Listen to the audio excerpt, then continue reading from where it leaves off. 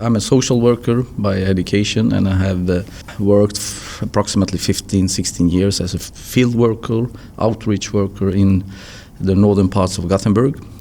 After that, I was the head of youth teams that work in the streets to reach out to youngsters. And since 2014, I'm appointed to this job as a CV coordinator for the city of Gothenburg.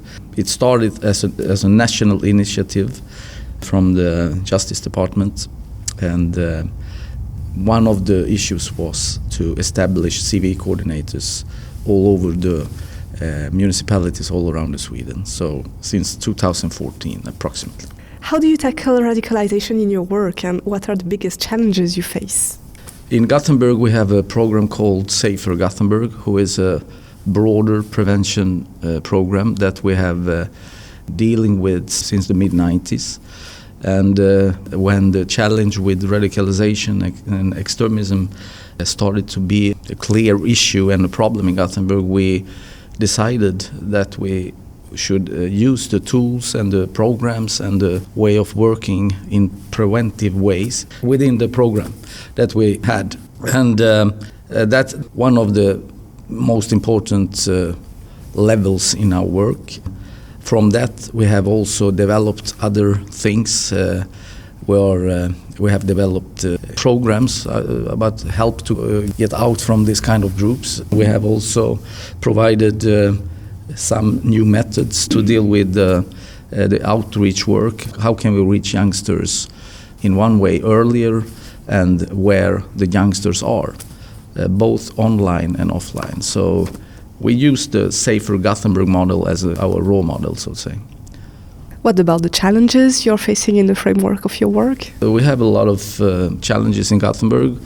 If we talk about radical Salafi jihadism, we have most travelers down to Syria and Iraq from the whole Nordic countries.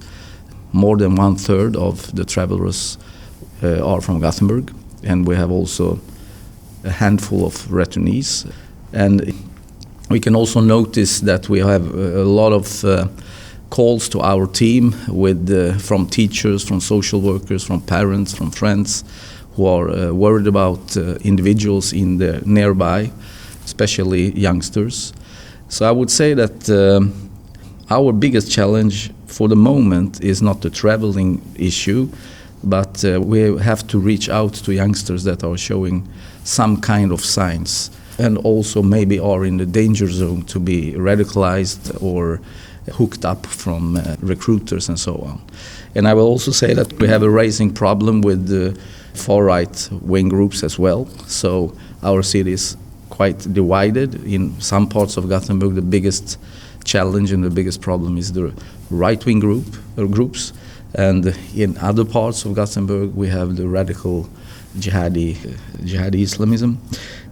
And somewhere in between, we also have noticed that we have young people who want to change the society, I would say, in a more left-winged way. And some of them also have capacity to use violence and to use other methods than the democratic methods. So we have everything in our city. So that's, in one way, we have challenges from different parts of the extremists' environments. And what's the most rewarding about your work in tackling radicalization? I think that we have raised a lot of awareness about the issue, especially to frontline workers, and also pointed out parents, youth centers, football teams, sport clubs, and so on. So we have a good cooperation with the civil society in a lot of different ways. We have educated a lot of targeted frontline workers to be even more aware of what could be signs connected to youngsters, for example. So I think that's one of the maybe most important things that we have succeeded in Gothenburg. And I think also the cooperation between different local government departments are increasing or getting better. And we have also an easy and open cooperation with the police department. And that's thanks to the model that I mentioned. The Safer Gothenburg model is is an agreement between the police department and the city of Gothenburg. So I think that we have a lot of cooperation structures in place, and that's a good start, so to say. And what do you like the most in your job in tackling radicalization? Those years I can notice that when you come to your job, you never know what happens. Every day is different. Sometimes it's a global issue that meets you when you come to your office. Sometimes maybe it can be a mother who calls us who is worried about her 13-year-old son. He's maybe starting to look at propaganda videos, or he has changed friends, a group of friends, or whatever. So you have everything in between. That's a quite interesting way of working. Let's talk RAN. How has RAN helped you? Is there anything more you would like or expect from RAN? I like the exchange with other cities. I like the exchange between cities more than exchange between countries, because I think that we have similarities if you compare city to city all over the Europe. So the typical DNA of a city is more useful to cooperate with than, for example, if Sweden cooperates with Germany or whatever. So I like the city-to-city cooperation. We have a lot of good best practice examples that have been presented to us, and some of them we have also developed some of them to our local level. So the information, the tools that we have learned about in the RAN meeting groups is very useful, I think. And I think also learning to know people is also useful, because we have also noticed that a lot of the targeted extremists, so to say, they are also moving around all over Europe. They can be in Gothenburg one day, the other day they are in Rotterdam or Birmingham or whatever. So we had some examples where we could easily lift the phone and talk with colleagues in other cities around Europe. So I think it's very useful to meet in a RAN context as well.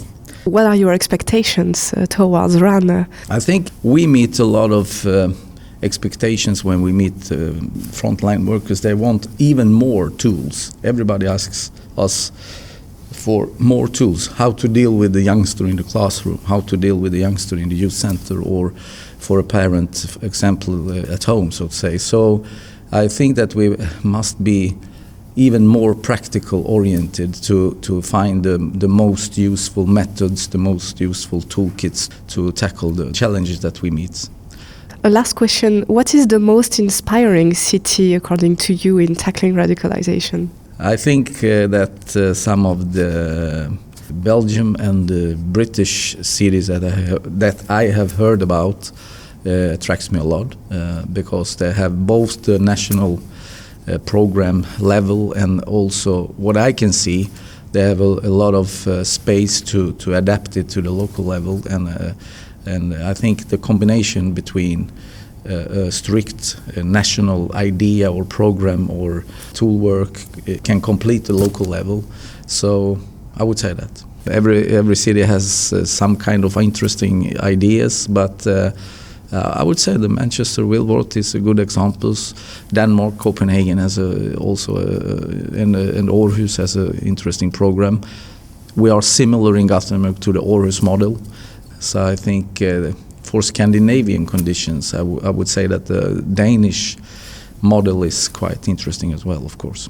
This was Jean Jankowski, Coordinator in Countering Violent Extremism at the Municipality of Gothenburg in Sweden. Jean took part in the RAN Local Working Group's meeting on far-right extremism on the local level. Please visit the website of the Radicalization Awareness Network to find more information about its activities. And stay tuned for our next monthly interview podcast.